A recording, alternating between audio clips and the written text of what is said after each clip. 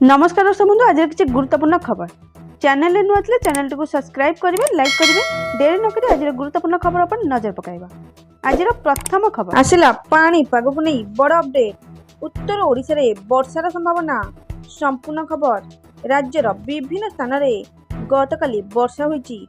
मंगलवार सकाळ 8:30 संध्या 5:30 मध्य नयागढ़ रे 15.2 मिलीमीटर वर्षा रेकर्ड होइथिबा बेले ढेंकानाल, दारिंगबाड़ी, फुलबाड़ी, कोरापुट, केउंझर, झारसुगुड़ा, अनुगुल, भुवनेश्वर, कटक एवं चांदबाली रे वर्षा होईची। आसंता 24 घंटा रे उत्तर ओडिशार किछि स्थान रे वर्षार संभावना रहिची। विशेष करी मयूरभंज, केउंझर, सुंदरगढ़, बालेश्वर, भद्रक, मालकानगिरी, कोरापुट, रायगड़ा एवं गजपति रे बिजुली घड़घड़ी सह वर्षा हेबार संभावना रही, जहाँकि आंचलिक पाणीपाग विभाग केन्द्र पक्षरु सूचना मिली। परवर्ती सूचना पार्बण रे बढ़िला सुनार दर। संपूर्ण खबर आज कटक और भुवनेश्वर रे सुना दर रे परिवर्तन घटी। गतकाली अपेक्षा सुनार दाम वृद्धि पाई। आज भुवनेश्वर रे 10 ग्राम 24 कैरेट सुनार दर 77,450 टंका रही। सेहीपरि 22 कैरेट सुनार मूल्य आज 10 ग्राम पिछा 71,000 टंका रही।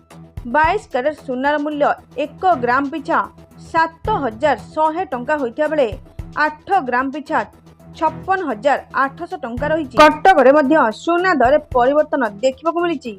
22 कैरेट सुनार मूल्य आज 10 ग्राम पिछा 71,000 टंका रही। यह छड़ा रूपा दर ह्रास पाई। शुद्ध रूपा 1 ग्राम पिछा 93 टंका रही बेले 8 ग्राम पिछा 747 टंका, 100 ग्राम पिछा 9,340 टंका और 1 केजी पिछा 93,400 टंका रही, जहाँकि सूचना मिली। परवर्ती सूचना सुभद्रा योजना को नहीं आसला बड़ अपडेट। संपूर्ण खबर आज दिन 12टा पूर्व अकाउंट को जीव सुभद्रा टंका। सुभद्रा योजनार द्वितीय पर्याय टंका आज अर्थात अक्टोबर 9 रे हिताधिकारी अकाउंट पहुंचब। महिला अकाउंट को आसिब 5,000 टंका। एने सूचना देले उप मुख्यमंत्री प्रभाती परिड़ा।